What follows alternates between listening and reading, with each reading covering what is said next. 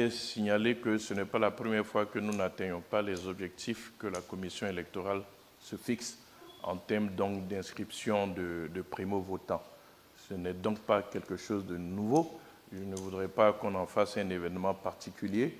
Les évaluations des primo-votants se font de façon automatique à partir du taux de croissance de la population. Donc on imagine le nombre de personnes qui devraient avoir l'âge de voter. Mais ce qu'il faut savoir, c'est que l'inscription sur la liste électorale est libre dans notre pays, tout comme le vote est libre.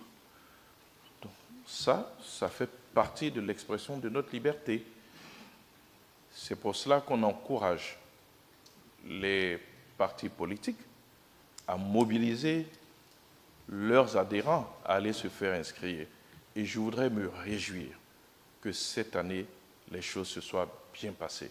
Parce que ce à quoi nous étions habitués dans ce pays, c'était le boycott systématique. Les gens refusaient de rentrer dans le processus. Je tiens ici à saluer donc, la maturité qu'a gagné les acteurs politiques, de sorte qu'aujourd'hui, tous se soient inscrits donc, dans ce processus et aient demandé à leurs partisans d'aller s'inscrire sur la liste électorale. Les fois passées, c'est vrai qu'on n'atteignait pas les objectifs.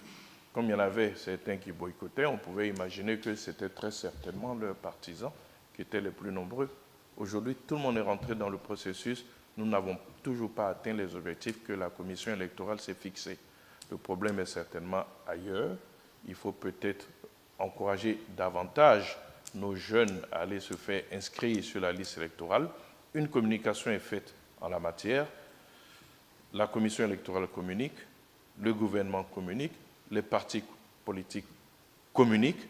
Si au bout, on n'a pas atteint les objectifs, je ne crois pas que ce soit en repoussant ad vitam aeternam que nous allons faire évoluer les choses.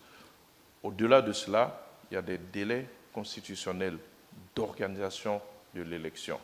On ne peut pas repousser, donc, je dirais, de façon éternelle, cette première partie du processus qui peut impacter les autres parties, parce que nous allons rentrer bientôt dans la phase donc, du contentieux. Nous allons rentrer aussi dans la phase de la publication de la liste électorale qui doit se faire à un certain moment avant l'organisation des élections. Donc il ne faut pas perturber tout ce processus.